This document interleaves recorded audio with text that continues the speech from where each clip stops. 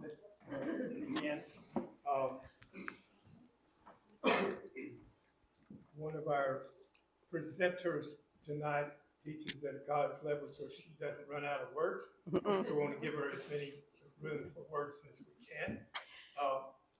You can ask questions of clarification. Major theological questions we'll defer. But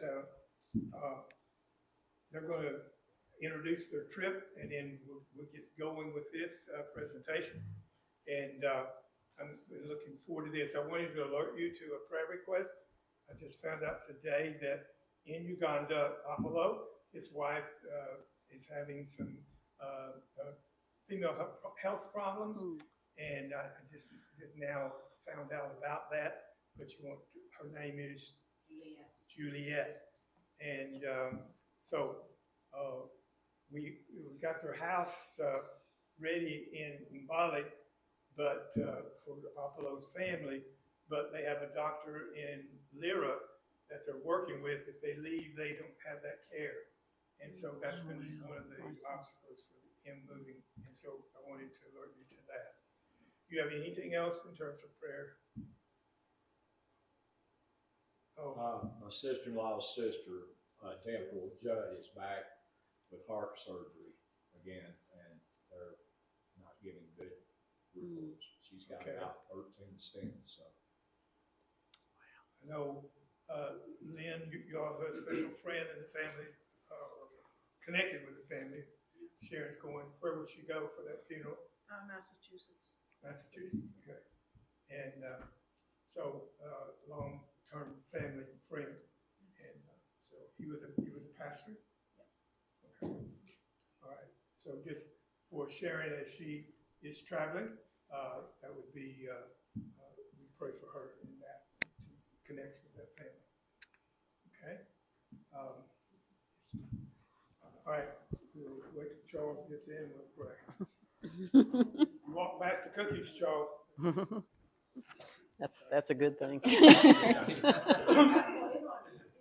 right. Okay, let's pray.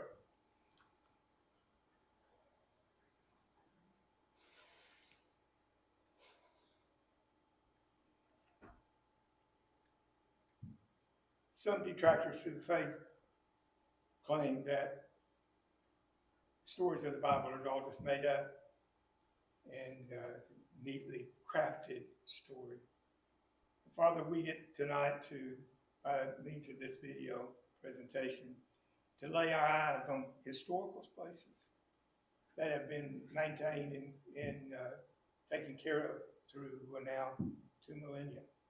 And so the historical validation of things that Scripture proclaim, we'll get to touch upon tonight. And we pray that that'll be a good thing, that we can focus our eyes on something that is no longer just a word in a book, but an actual place. I pray bless our time. In Jesus' name, amen. Amen. Okay. Start.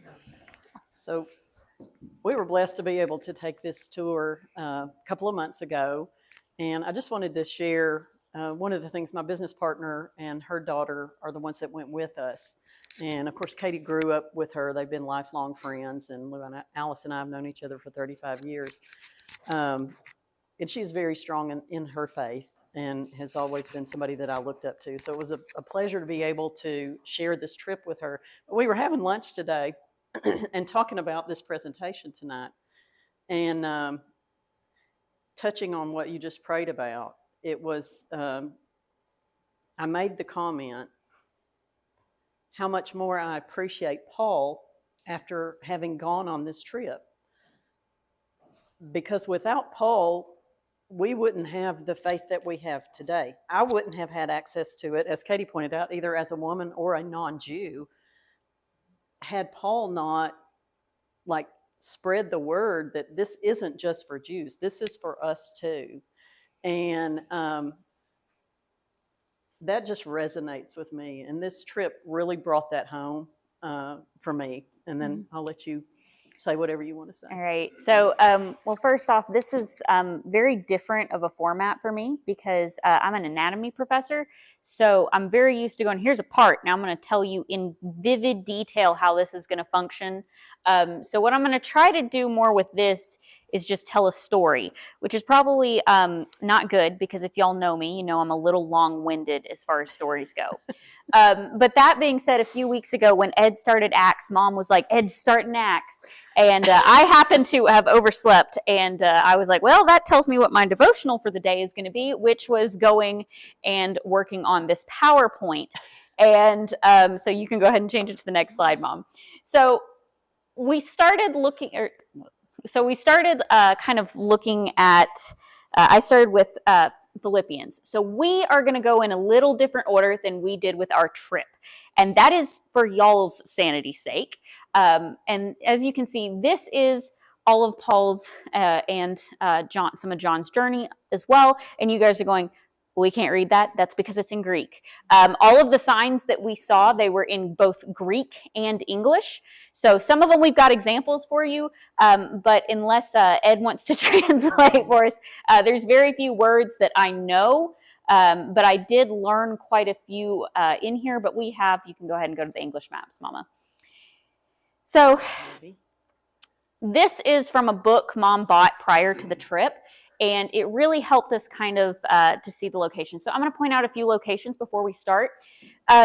So our journey is in a very different order. So we've got up there, we're going to go in the order that Paul went to these places.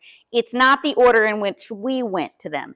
So as I start with Philippians, just know that's pretty far in our trip, and I look exhausted in any of the photos because it was very much, you go to bed, you get back to your hotel room, you have dinner at 9 at night, then you go to bed immediately afterwards, and then they're messaging you, oh, by the way, you need to get up at 5 o'clock because breakfast is going to be at 6. So it was very snap.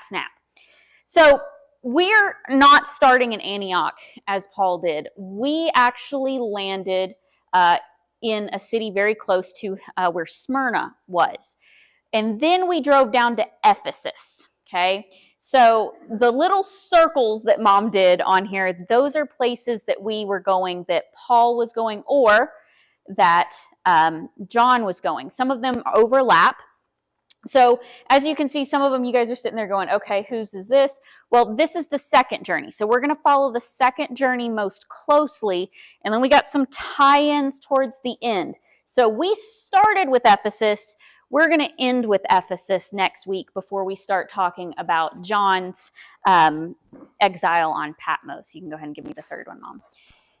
So then again, here's the last one, which is Paul's journey to Rome, which is when he stops over at Crete. We also stopped over at Crete, and if you guys get hungry, you can munch on some Cretan olives in the back. Food was a big thing over there. Food's a big thing for me and Mom. So we're going to try to get through quite a bit of this today, but here's the thing. You got to remember how big those churches were. We are probably just going to be getting through this part right up here, just that upper Aegean. So that's my goal to shoot for. So we're going to go ahead and let you go on. So we are actually going to start with Lydia. And this was one that is just a small little excerpt out of Acts 16. And it's kind of one of those that you don't even really pay attention to. I don't think I've ever heard a pastor do a full sermon just on Lydia, which to me is a shame, because what we don't talk about when we think about our modern borders, they wouldn't have thought of this. Lydia was the first European converted. But the thing that struck me, because I had this preconceived notion, and I'm not sure why, I think that's being an American, is that the Christian movement was a movement of the lower classes and the slaves. No, it wasn't. It was men. It was all classes, and Lydia proves this. And I can tell you the one thing that, as somebody who really likes textiles, who made these pants, who just, that's what I hit on, and Mom had to drag me away from several clothing shops here. A merchant of expensive purple cloth. This meant this woman was loaded. And when it says her and her household was baptized, that meant she was a slave owner probably. So she was very wealthy, and so I kind of am skipping around with this, but I'm going to read the first paragraph. Hopefully my dyslexia doesn't catch up with me on it. We boarded a boat at Troas, which is what we would call Troy, and sailed straight across the island of Cimarith. I'm not going to try to pronounce that, y'all. And the next day we landed at Neapolis. From there, we reached Philippi, the major city of the district of Macedonia, a Roman colony. That's the other thing. I know a lot of Roman history, and I like studying it, but yet in my brain, it never, for some reason, makes me think when we go to Greece, it's still under Roman control. I'm not sure why. That's just one of those weird things. And I'm going to come back to that with that purple cloth. That was the senators. Pretty much, unless you were extremely wealthy, it was kind of, you don't wear this unless you are of the senator class for purple. It's also extremely stinky to make, just to let everyone know. It's really gross what it's made out of. So just one phrase, the famous phrase, come over to Macedonia and help us. That's where the Macedonian district is, and that's where that phrase comes from. Yes. So that actually one of our pastors on the trip speaks on that vision. That'll be a little later when he speaks on that, but yes. So that ties in really well. Thank you, Ed. So on the Sabbath, we went a little way outside the city to a riverbank. We got to see the riverbank, okay? Where we thought people would be meeting for prayer. We sat down to speak with some women. So who's the first group that is women? Which is, again, it goes back to what Ed was preaching about this week. It was extremely inclusive. Paul was not going to discriminate. He was going to talk to anybody that he came across. And then it says, one of them was Lydia from Thyatira, a merchant of expensive purple cloth who worshipped God. So that meant she probably was, as Ed said, either a God-fearer or a proselyte. So it doesn't specify in this translation, but that's, so she listened to us. Her heart was open to the Lord. She accepted what Paul was saying, and her household was baptized. That's important to what we're going to see here. So she asked us to be her guests. If you agree that I am a true believer in the Lord, come and stay with my home. So she immediately got that message of you open your home to other people. So what we got to see at this site, just outside of the city of Philippi, was this was on June 13th. So this is towards the end of the trip for us. And this was one of my favorite sites. And this is what used to be the Christian graveyard. Up here is the church dedicated to the baptistry. But the cool part is not the baptistry inside the church. You can go on to the next one. It's this portion. That river still runs through there. We got to have our devotionals next to this river. Over here is an actual baptism taking place in that river. They still use that river actively for baptisms. One of the things that you guys are going, what on earth is this? This is a diversion of the river that they built in to this location.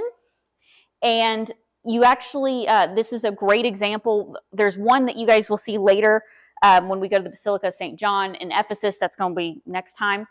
But these were very, very common for, I'm not even going to say denominationally for the Greek Orthodox, because this predates that schism between the Greek Orthodox and the Catholic Church when these were founded. But that is a baptistry where there's steps going down into this, and that way that you can, I guess what we would call a preacher or a priest can stand next to you and drop you back into the water.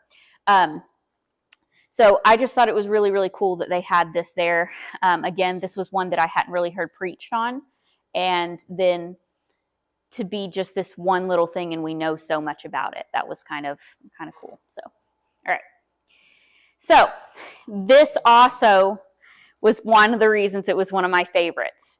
Because this is actually because they're modern representations in this baptistry, we got to actually take pictures inside of it.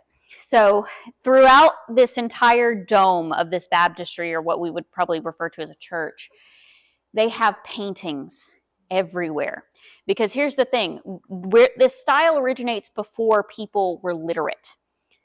But what they could do is they would paint these pictures up there. People understood. They were familiar with the verses. They were familiar, or well, not the verses, but the stories. So you could do what I'm doing now. You could go, this was when this is this, and right. But the other thing is, this is gold that's sitting around there. And this seems like very opulent to us, But this was actually a step backwards from the Greeks and the Romans, because these are just flat 3D paintings. So it was sort of a step back of spending riches on the decor while still producing the message, right? Because the Greeks and Romans, they carved marble statues and then painted them this opulently. So we took one of the steps out, so it seems very opulent to us, but it was actually a scaling back of that. So they were starting to get in the right direction. So as you guys go through, there will be occasionally some pictures that we will put up of these different verses that we're talking about. And the reason being, because that's how they would have taught other people in the early churches. When I say early church, this is pretty much from the time that it was legalized. So around, 300 something BC. I've got it later on another slide. Or not BC, AD. Until we get to when the Ottomans start taking over Greece in the 1600s. So most people weren't literate. This is how they pictured these stories happening. And again, the reason that the saints, or Paul, the apostles, everyone, they are depicted with what we would consider a halo, is to mark them out as believers, to show that they are different. One of the things Ed has been talking about. Okay, Mom. So you'll see some of these up. They've got the Bible verse in Greek. This is also a mosaic done in a similar style. You'll see some of these later when we get to, I believe that was also in Philippi. I don't remember how many of them I put in here. But this is also one of the ways they depict the pictures. They put pictures on every single surface, okay? This is the same map that I showed earlier, but in a more stylized manner. So over here is Antioch. Here's Ephesus. Don't ask me to pronounce, that's Corinth. Then you get to Athens. You can see the Parthenon. And then we go on around. So this is also depicting Paul's journey, because the baptistry of Lydia is pretty much dedicated to Paul. So it was a big stop for us. But each single one of these is an individual tile that had to be individually placed. This is a tradition that has gone on and is one of the ways that a lot of the pictures and sites we're going to show you are depicted, and how they recorded information, if you will. So this map was like on the floor as we entered the baptistry of St. Lydia. And My dirty feet. It was probably, I'm going to say 25 by 15. Mm-hmm. And so, I mean, this is a big And each one of those pieces production. was about this big, and they had to be individually placed. So recording information in this way was very, very tedious, to say the least. So people put a lot of time into this. Okay.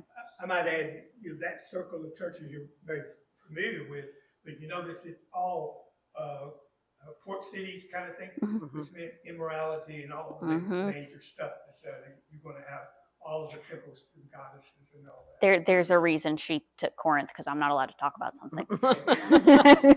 Or I just let you do it. Sorry, I'm used to doing it myself. Okay, so then we go to Philippi city proper. And this is actually named after King Alexander the Great's dad, King Philip. So real original in changing that to Philippi. So again, I'm going to try to read some of this, but this is Acts 16 still. After they had been severely flogged, they were thrown in prison, and the jailer was commanded to guard them carefully. When he received these orders, he put them in the inner cell. All right. We're going to kind of show you guys, it's really hard to see the inner cells now because there's a whole line of cells, but the inner cells, of course, were later destroyed. About midnight, Paul and Silas were praying and singing hymns to God.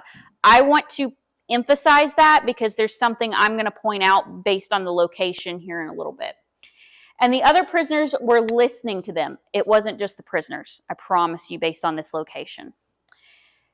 All right, suddenly there was a violent earthquake that the foundation of the prison was shaken. All at once the prison doors flew open and everyone's chains came loose. The jailer woke, and when he saw the prison doors open, he drew his sword and was about to kill himself because he thought the prisoners had escaped. But Paul shouted, "Don't harm yourself, we are all here." Okay? The jailer called for lights, rushed in, and fell trembling before Paul and Silas. He then brought them out and said, "Sirs, what must I do to be saved?" They replied, "Believe in the Lord Jesus, and you will be saved, you and your household." And then they spoke the word of the Lord to him and all the others in his house. You'll notice a theme here. It's not just one person. They then go and talk to the whole household. All right, at the hour of the night, the jailer took them and washed their wounds. Then immediately he and all of his household were baptized. The jailer brought them into his house, set a meal before them. He was, again, food is important in the culture. He was filled with joy because he had come to believe in God, he and his whole household. So that is one of the other running themes. All right, so I didn't zoom in quite as properly. But here is that being depicted. There's the jailer falling to his knees.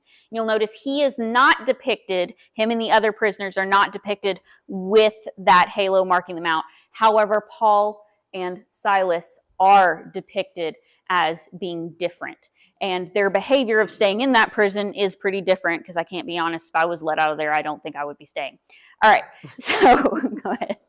So that's what you see around is more of the baptistry.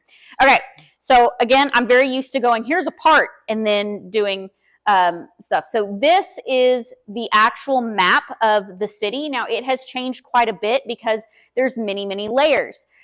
There's several different eras of churches. Now, the first churches, of course, were not organized in this way, but the later churches all organized in Philippi around one spot, okay?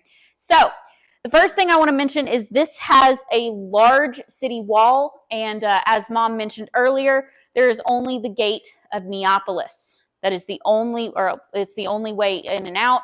That's one of the things her and Miss Lou were talking about earlier today. One of the other really weird things that we were told about the city is that the theater is not central here. It is usually somewhere in the city center, but here it's adjacent or towards the side of the city, which was typically pretty unusual. Now, you start kind of moving down and looking at these different places. The thing I want to point out is right here. Number 8. That is the city forum. That is not only their equivalent to Walmart, that is their social equivalent of Facebook, the Herald Citizen. You would have gotten all of your news there. You would have gotten all of your market and everything there. That is what you would have seen. And then the next thing I want to point out, they have prison in parentheses because there were a whole line of jail cells right here across from the forum. Now, it was late at night. It still would have been people out. There's also one more thing that I want to point out. Number 16. That's the Ignatius Road. So you had to go through this road. This was the main sort of thoroughfare. So it was really sort of a high street. And Paul was there singing. How many people do you think would have heard him? It wasn't just the jailer. So that's kind of the thing that I learned, because you can't really get that context of other people had to have heard him. It wasn't just this one story. It wasn't just that one place. Now, I did mention those churches. Once Christianity became legalized, they immediately started making churches. And the thing is, all of the churches are not, on the outside of the city where there was free space to build. They started building over other things pretty quickly. So there's other churches, one here, one here. They all tried to build as close as possible to Paul's prison because they wanted to be connected to his story. It's the same thing we're doing going on this trip. Okay. So this is one of those churches. This is one of the ladies in our group. And then over here is that row of prisons. Okay, so just bunches of different jail cells. Now, here's the other thing. When I say they built over stuff, they also reused stuff. So they tore down the previously Gentile or paganistic temples.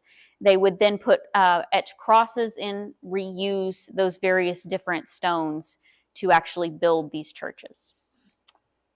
So they literally rebuilt the religion of the country. All right, so there's Mom. So this is down to the forum. Okay, so this is everybody waiting in line right here to go and look into the one cell prison cell that's still sort of standing. So we all were waiting in line to go there. There's lots of steps. Everything's marble. Everything's slippery. These ruts are so that the carts could go down in here. This is the ruins of the forum behind her. It is literally across the road. I mean, and when I say across the road, I mean the road is about as big as this aisleway. So, and the prisons are significantly smaller than the rows of seats right here. And the forum is right here. And it's way bigger. So we can hear y'all when y'all are singing on that side from this side and vice versa. So that's the kind of the thing that hit me while we were there. All right, Mom, you can get off the picture of you looking at your pictures. I'm sure I was. All right. So this is again looking out from over those prisons. This area marks the forum. On the other side is one of the churches that was later built once Christianity was legalized. This is a stone from the Ignatius Road. Okay. Here's how much traffic it had. Wooden wheels, some of them had bronze coverings, wore into granite and marble, ruts, because that's how much traffic was there. Probably not all of it was that night, obviously. But I'm saying there was lots of traffic on that road. It's also pretty humbling to walk in dirty sandals with sore feet on day 10 on the same stones that Paul trotted on. And knowing he walked there, I rode a bus part of the way. So, all right. So this is, again, that Ignatius Road. This is going through there, again, right through here. There's still archaeology digs going on up here. They are doing digs over all of the prison cells. But that's this line up here. This is the Ignatius Road, and that is what that says in Greek. I do not read Greek, so I learned a few things while we were there. That's about it. All right. So this was over near the I think it was the first church, but this was jars that had lots of stores in them. Now, the reason is because some people have tried, I put this in here, some people have tried to argue that some of the prisons were actually storage areas because they had too prominent of a place. Okay, we know who did argue that, not, it would probably be the seculars. Because here's my thing, okay, they're going to sit there and argue that that's a storehouse, but then we come over here and there's also a storehouse filled with these vessels. And I didn't see any of those jars over there in the prisons. So that's, again, as far as some of that argument. All right, so this is the actual prison. This is the one that is the most complete. It's not that big of a door, and that is not what the door would have looked like back then. But it does give you guys an idea. We are not allowed down in it. But it does give you guys kind of an idea because I was not tall enough to climb over that. And so it gives you a pretty good idea of how low that ceiling was. Okay, now it doesn't exactly say that he was a giant, but at the same time, you know, without much light in there, there's no windows. This is fallen in. So this would have been continued on. It would have been a very dark place. It probably would have felt very much like a cave. So this was just, this was a very cool one. And I'm actually surprised our group didn't start singing. There was a lot of really good singers. So, all right. Okay. So again, it's just that one. All right. Sorry. I thought I was going to have more. All right. So I mentioned that they refurbished a lot of things. Recycling isn't new. We just don't, we've kind of made it fashionable now, but it was just a necessity previously. So how they would cleanse these things that had been previously used in the pagan temples is they would carve crosses into them. So a lot of the things we would find would have crosses into them. They would also use a cross with a circle to denote an important place. All right. So you may see that pop up. All right. So this is Mom's turn. You want the pointer? I don't think I need the pointer. Okay. So I'm going to talk a little bit about Thessaloniki, modern, and Thessalonica, and I tend to want to mix those two together and come up with my own word. But so Paul didn't have a good experience in Thessaloniki. to say that he was, well, there were some people who listened, but there were some people who were probably of the Sanhedrin that were sort of jealous of his teachings and didn't exactly give him a warm welcome. And, you've spoken on this very recently, so I'm not going to read through this, but just keep in mind, there were a lot of people that Paul tried to spread the word to. Thessaloniki was not one of the places that were real receptive. And as a result, the Jews in that area sought to get rid of him and sort of send him on down the road. And we'll talk a little bit more about that here in just a few minutes. But in Thessaloniki, what was really interesting, it's a very modern city. It's a huge city.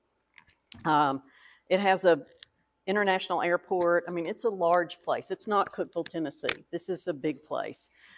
And in the middle of this town, by these apartments, are some ancient Roman ruins. And what's so interesting about these is it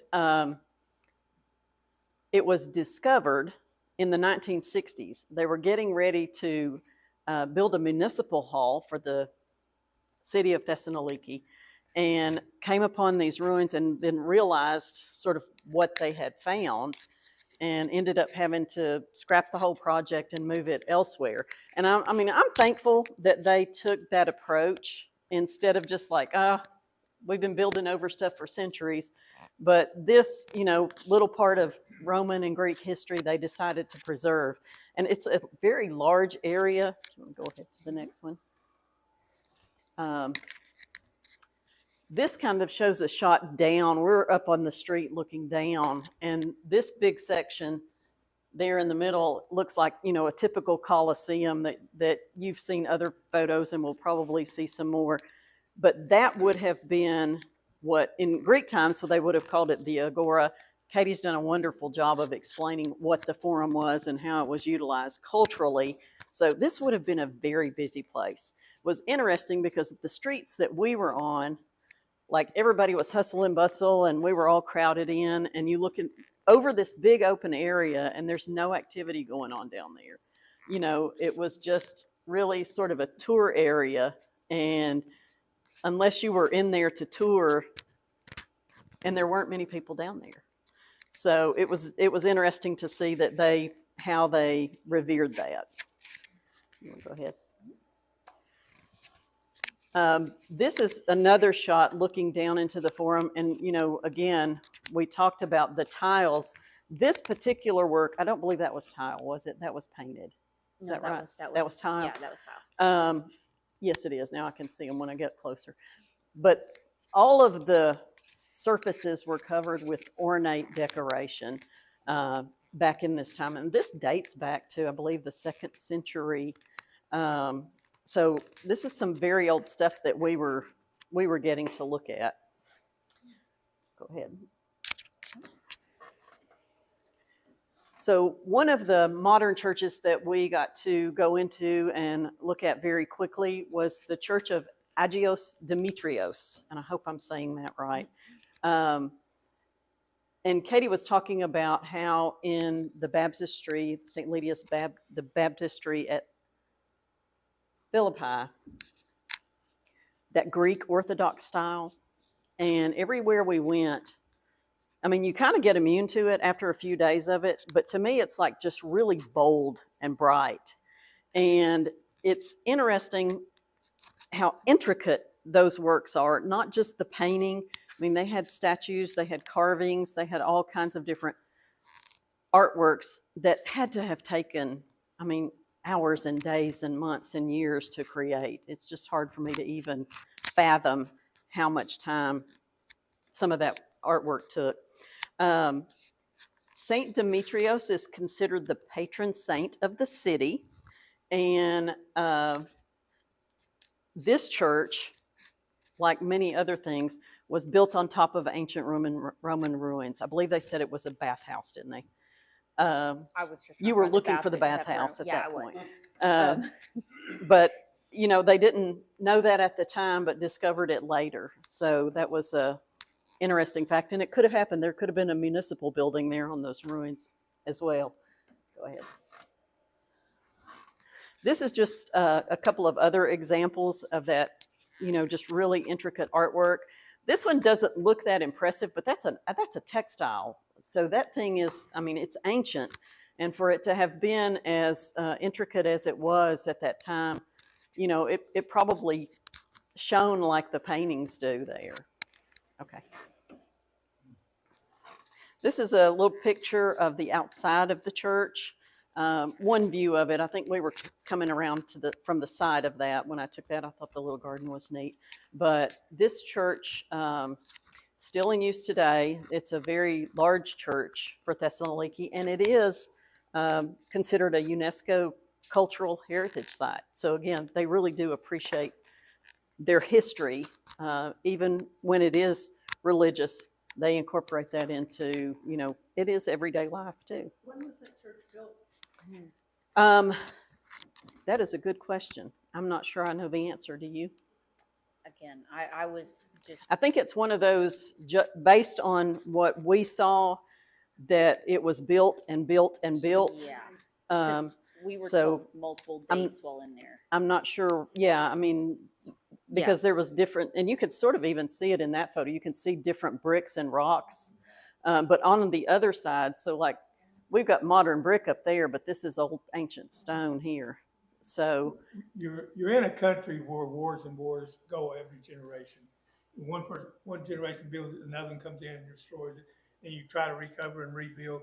Yep. It's just constant, with Muslim invaders and the Crusades, all the people. And So it's a ravaged land, yes, to say the least. and it did that for thousands of years. And then also the most recent one, they had Nazi occupation as well, which we're going to talk about that later as well. Ready? So this was actually one of my favorite cities. We went to Berea, which is what we had kind of known it as. There it's called Veria. And the neat thing about Berea, and I'm not sure why I liked it so much, I really just enjoyed our time at St. Paul's Monument and the devotion that we had there. But Paul, from what I've read, would have been there on his second journey about AD 50, 51. And when he got there, after he just being kicked out of Thessaloniki, found these people who were so receptive and warm, and they wanted to hear what he had to say. And they took what he had to say, and they grabbed their Bibles, and they looked, and they studied what he had to say, and they came to believe. And so he really found a much more warm welcome there in Berea. Maybe that's why I liked it so much. It's because I knew Paul was welcome there. And that was all well and good until the dudes from Thessaloniki found out he was down there preaching again, and they decided they would come after him. And so they did, and so they sent him on his way. But this is where I believe he and Silas met up with Timothy here. Is that right? Yes. Okay. And Timothy had come to this location from Philippi. So they, had sort of come in the same direction, but this is where they ended up meeting up. Okay. Oh. This is just at St. Paul's Monument. There were some inscriptions, and Acts 17:11 was one of those things that were sort of inscribed there. And we just thought that was neat. It's cool that it's in Greek and English too. This is a statue of Paul. And one of the things that struck me, you can't tell by how tall it was, but it looks like he was a very tall, sort of thin man. So when you were talking about him being in the prison, sort of in my mind, Paul was tall. I don't know if he really was or not, but in my mind he was. And so that low ceiling, I thought, yeah, that would be uncomfortable. Charles would not have a good time in a place like that. But this is a sort of a pilgrimage site, I guess you would say. And they did have like additional information. They have little QR codes around where, you know, everybody's carrying a cell phone nowadays. So you could scan it and read more information. I thought that was pretty cool because there will be people that'll see that and read it. And it might be the first time they're ever exposed to any kind of biblical reading or anything like that. So I thought that was pretty cool. Berea was and still is a very important city. It was a large city back then. And one of the things about that photo of Paul, you see the folks standing in the background. That's where we had our devotional that day. And it was really neat. None of us spoke Greek except our guide. And there was somebody walked up to us and said something about, are you going to have, he didn't say devotional. He said, are you going to have services or something like that? And she said, no, we're just going to do a quick devotional. Well, this guy was a volunteer. And what was really cool, when he found out we were going to stand over to the side and do a devotional, they brought out chairs for everybody. And so it's a very common thing there for people to come to that site and to sit down and listen to the word and sing and enjoy it like we did. Let's see. Okay, go ahead. So this is St. Paul's altar. And it shows, I sort of had to bring in 3 pictures because you couldn't really see it very well without it. But again, there's that Greek Orthodox style. And as Katie's been pointing out, you know who Paul is because he's the one with the halo around him.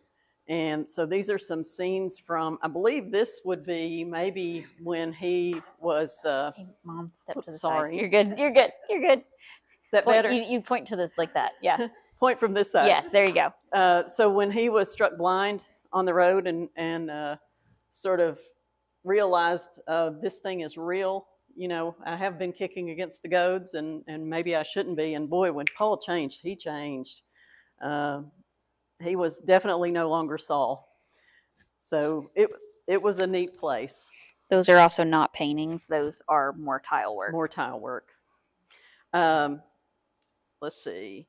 So this area where this St. Paul's altar is built was believed to be the spot where he like preached to everybody from, or at least one of the spots. So it was neat to sort of be there. And, you know, the ground's covered with new modern stones and things like that, but it was still, knowing that he was there was just special. Go ahead, Kate. Oh, I guess I got to hit play. So this, hopefully, did you turn the volume up on this? I turned it up. I hope I did. Yes. Okay. So this is Pastor Lloyd. And so hopefully you guys will be able to hear it over the water. I don't know what I did. There we go. Okay, so a vision occurs while you are awake. In other words, you can have a vision right now. Since Paul was used to visions in Acts chapter 9, No, right? that's all the way up. He saw a vision of Jesus. Okay.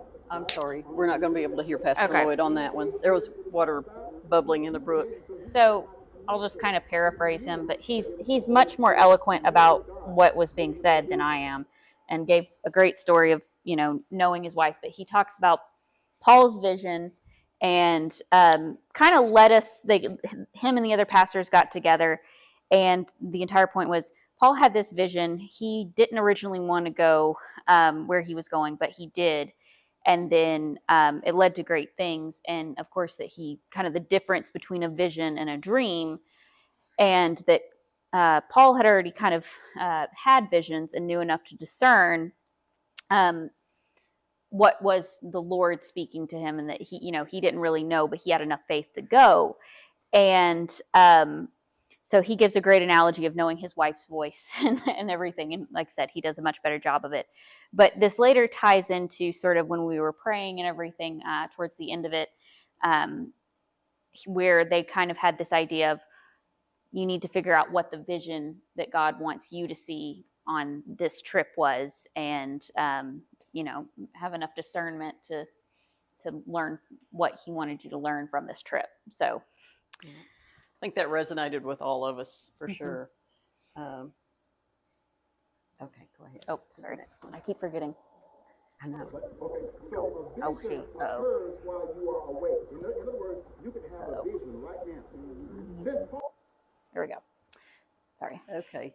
This photo is, so we went from where we left St. Paul's altar, we went down into what was considered the old Jewish quarter. And when I say old Jewish quarter, this was actually, and it's called the ghetto.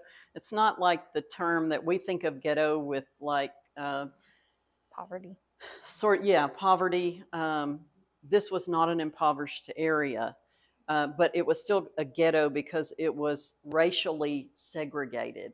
And so that's kind of why they use that term, is because of the segregation. So this was the Jewish ghetto or Jewish quarter. And the picture here is showing the synagogue. And I don't believe this is the same synagogue that was there when Paul was there. This is a bit more modern. 1800s. But they did think that it was built on the same site where Paul went to talk to the folks at the synagogue. So they do think the location is accurate because that neighborhood had been the Jewish neighborhood for a long, long time. And it was interesting because, you can't see it from here, but when we were going into the neighborhood, it was walled off. Like it's not just like, oh, this section of town, you can come and go. It was literally walled off. And it wasn't like walled off like with fences or walls. It was like the buildings were built together and the outsides of the buildings were the walls for most of the part of the ghetto. Now, there were fenced areas that we went through, gates and things like that, but that wasn't the bulk of how it was walled off. I just thought that was interesting because that's not something that I had ever conceived. Excuse me, did you say that that building right there that we're looking at was the synagogue? Yes. That Paul may have been in? No, this was built, I think, in the 1800s. 1800s. But they think it was on the same spot. Oh, okay. As They the just original rebuild synagogue. over stuff generations after generation. It's just So layers. location, yes. Building, no. Okay. Yeah. Okay. So this is a gate that we were just kind of coming up on, and I like wood, so I thought it was a cool gate. But that is kind of the view into what was called their garden, which, it's not what we consider a garden, but that would have been just an area where they could sort of go in between the houses and do whatever they needed to do in the garden. But a lot of these buildings in this ghetto area were vacant. There's nobody living in them. And we were sort of taken aback by that because you don't just hear if something is not being used or abandoned or whatever, it gets sold off and somebody else uses it. The property laws in Greece don't allow that. So most of these folks that were living in the Jewish quarter when World War II hit, they were rounded up and sent off to Auschwitz. They were actually, a lot of them, put into that synagogue that was on the previous slide, and they were left for 3 days without food and water. And a lot of them didn't survive, but the ones that did then went on to Auschwitz. So the property laws don't allow me or Katie to go over there and buy a piece of property that nobody seems to have a title to, nobody is an heir to. You have to be a descendant, an heir of that individual to lay claim to that property. So a huge amount of it's vacant. And it just seems strange, to us that, and there were some beautiful, you can see these buildings. They're not, little wooden shacks. These are well-built buildings, and a lot of love and care went into building them.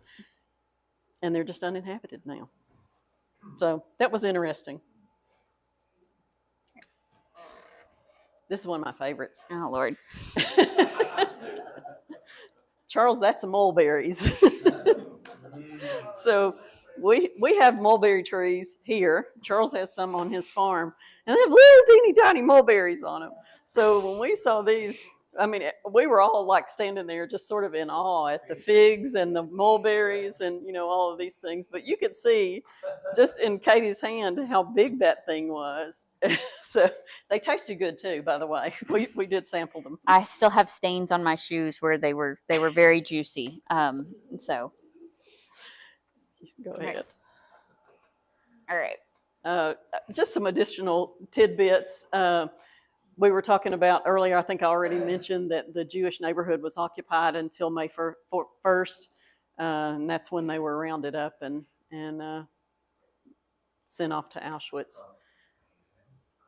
Berea was the first capital of the Macedonian kingdom. So that whole area of northern Greece that we were talking about earlier that was considered Macedonia, I didn't realize that Berea was the first capital. And it was also the location where Alexander the Great was crowned. So extra little tidbits of information. I think you're up next. I think I am. Okay. So back to me, and this is kind of the one we had planned to finish up on, so I'm going to try to get through it. So again, different dates. This is not in order. This was June 10th was when we did the majority of our stuff in Athens. We actually got in on my birthday on June 9th, and but that was the first night. We didn't get to see anything except Parthenon that was lit up. So this was really the day that we got to explore Athens. And Athens, we know. We've heard of Athens, but we don't talk as much about it until in the Bible as much. But Ed set this up very beautifully for us. While Paul was waiting for them in Athens, he was greatly distressed to see the city was full of idols. Yes, it was one of the major capitals. They had this fear of offending any god, so they put a temple to every god, and that comes into play here in a second. So he reasons that in the synagogue, sorry, dyslexia is killing me. So he reasoned in the synagogue with both Jews and God-fearing Greeks. So Ed defined that beautifully for us, so I don't have to. You should go back and listen to the sermon. As well as the marketplace day by day with those who happened to be there. A group of Epicurean and Stoic philosophers began to debate with him. Here's the thing about Athenians. They loved the free Athenians like to sit around and argue all day, okay? They would make Charles and his politics look like an amateur as far as sitting there and arguing all day, because that's what they did. All day long, that's what they did. The slave class actually did the working. Learned people just bickered, okay? Sounds like our politics, right? All right, so they started talking with him, debating with him. Some of them asked, what is this blabber trying to say? Others remarked, he seems to be advocating foreign gods. They said this to Paul because he was preaching the good news about Jesus and the resurrection. They then took him and brought him to the meeting place of Agrippaeus. This is what we were told was called Mars Hill. Okay, so we'll get to that. Where they said to him, may we know what is the new teaching that you are presenting? They gathered in this place every day just to learn. Every single day, they would just come there. If somebody had a new idea, they presented it. So not really as much what we're doing here, but they sat there and argued and debated about it. So you are bringing some strange ideas to our ears. We would like to know what they mean. That's, again, one of the most welcoming things Paul has actually heard of. We would like to hear your ideas and actually argue with you about them if we disagree. All the Athenians and the foreigners who lived there spent their time doing nothing but talking and listening to the latest ideas. All right. So I like maps, in case you guys, that's the anatomy instructor of showing you guys where we're going. So this is a map of the ancient city of Athens. So this was a model in the museum. I took it apart. You're not supposed to take pictures. I didn't know that at the time. I got yelled at for taking pictures of multiple things. So over here, I'm going to point out several temples. This was the largest temple in Greece, and that was to Zeus. It is ruins now. I'm going to make a point of that. I don't remember who the other temples are, but pretty much if they have this sort of structure, they're a temple. So the city was dedicated to the goddess Athena, who is a virgin goddess. That's going to come back up. And this was her temple, which is what we call the Parthenon. That's not what they would have called it. They would have called it Athenia I'm going to butcher this. Parthenagos, I think is how it was said. So then also here is the theater. This was also a temple to the god Dionysus, who was their god of theater. But here's the thing that you don't really kind of pay attention to. This is a giant volcanic rock that they've stuck up there, and you have to walk up all these steps. It's exhausting. It basically feels like you're on a frying pan that got heated up and turned over. There's a little bit of a breeze, but it's not actually helpful. It's the remains of a volcano. And then there's a second one. This is Mars Hill. I'd call it Mars Rock, but it's Mars Hill. So that is where this debate was going to take place, where they wanted to hear these words.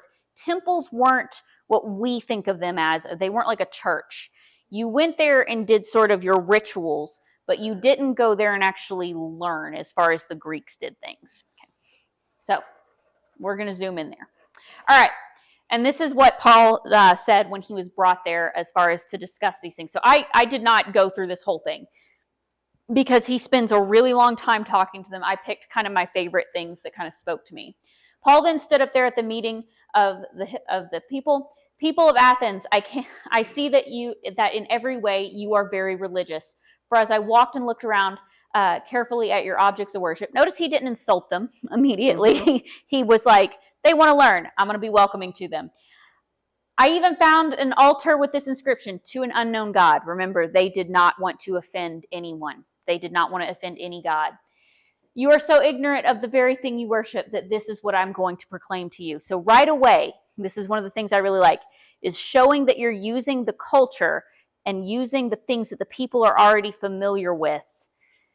He was a good communicator. Yes, to bring the new news. So when they heard about the resurrection of the dead, some of them sneered, but others said, we want to hear again on this subject.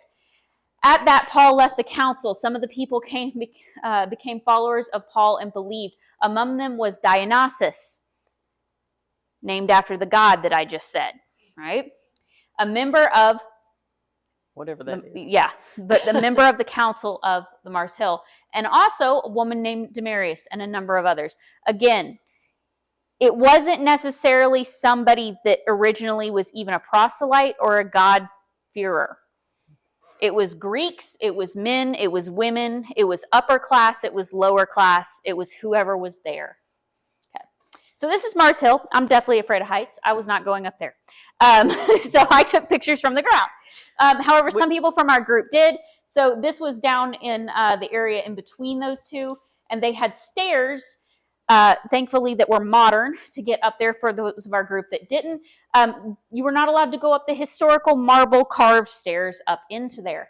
But that was kind of the one that I found interesting, and I am wrapping it up, Ed. So can you we did get to have our devotional for that day right there at Mars Hill. And again, I know I keep saying this, but it was just really special to be there in that same spot. And Pastor Rob did that preaching, and he preached on Mars Hill while we're walking, standing there looking at it. And so when he's sitting there talking about, kind of a little bit of what I just explained, and he did a much better job with it. That's his job. I'm anatomy teacher. I'm like, here, this is how it worked.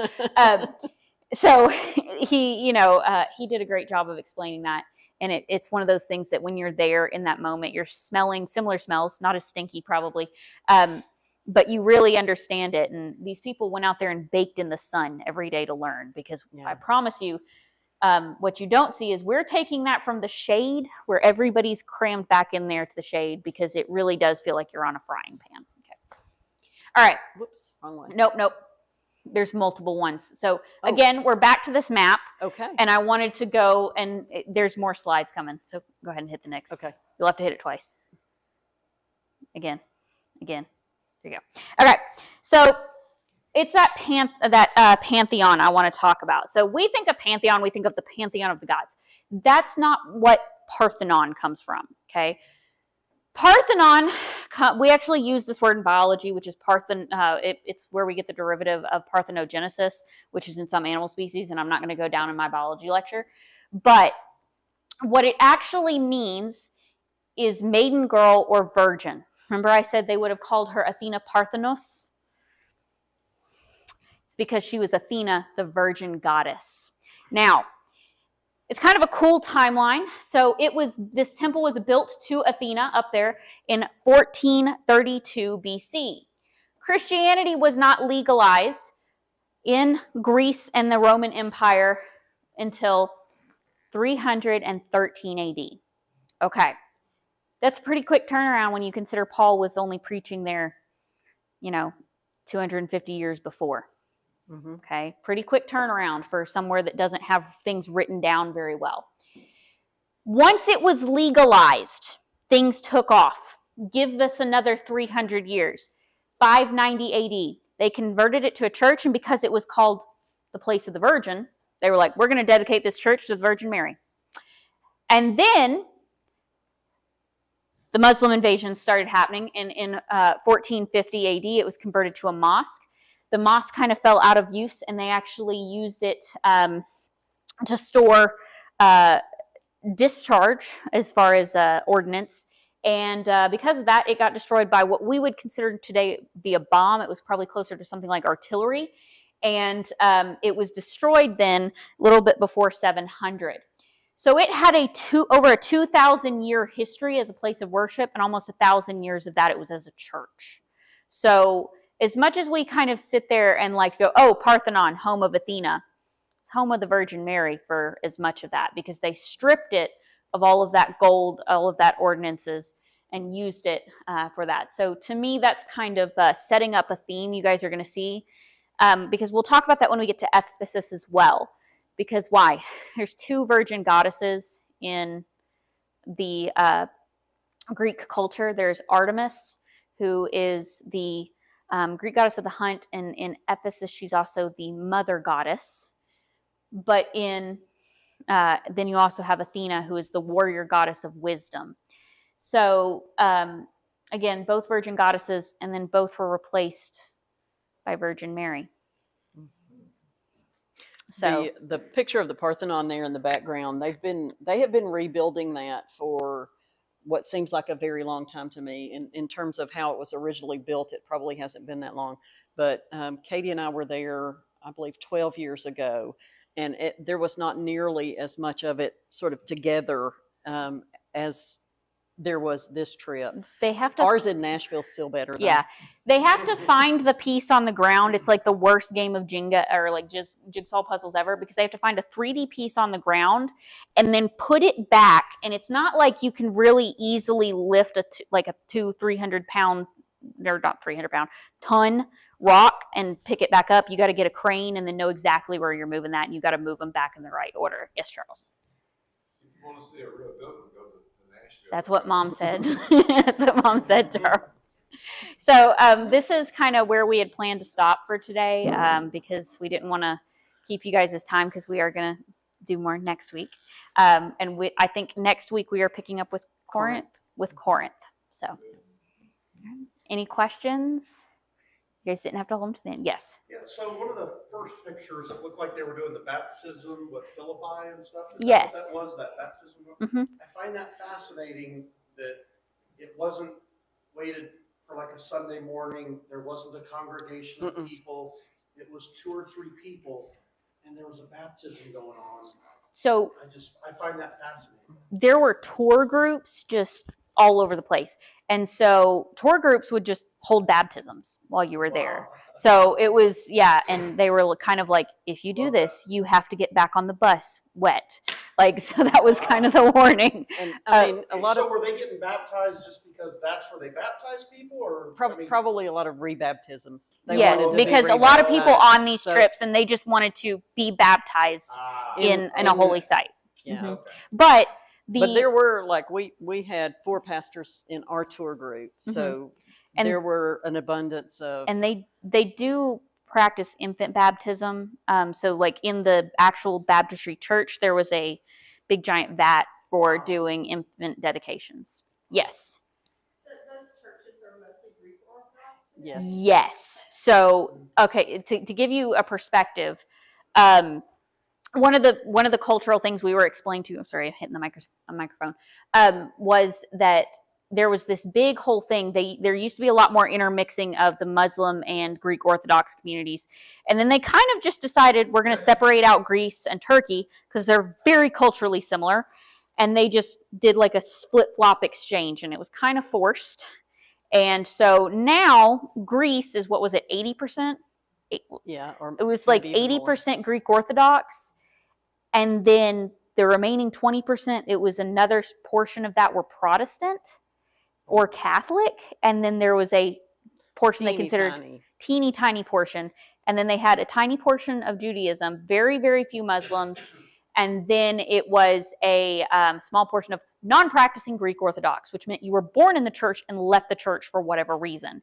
And this is a country of millions of people. So it was just assumed you were some form of Christian if you were in that country. So very interesting of where, we started this talk with Paul being run out of cities to now they kind of look at you like you're insane if you're not Christian there. Which is very different from Turkey, because Turkey is culturally, even though most of the people there are secular and aren't practicing, it's culturally Muslim. Mm-hmm. So the church that had the ornate, was it at one time, had it been converted back and forth? Because I noticed some of the. Yes, the one that she was showing from Thessaloniki, yes.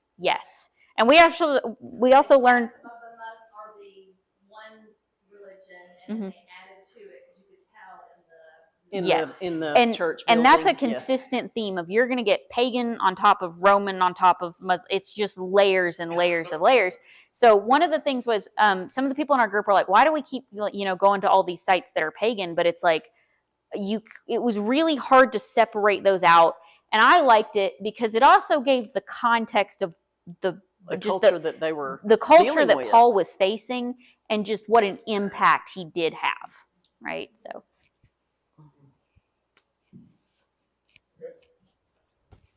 Thank you. I really appreciate that they based everything in the scriptures. We're not just seeing slides of here's where it went, and that's what we saw, and now we're going to the next place.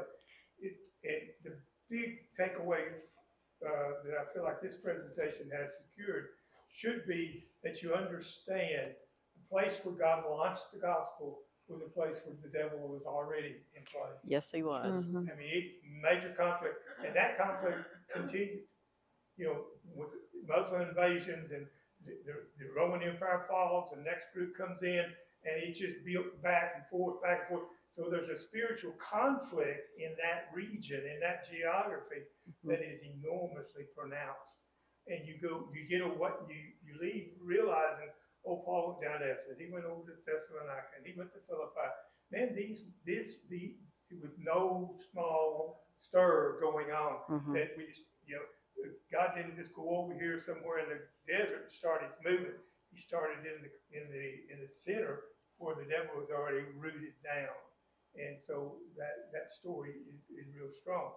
Could you go back to the Mars field Yes, slide sure. for me Which just a one? second?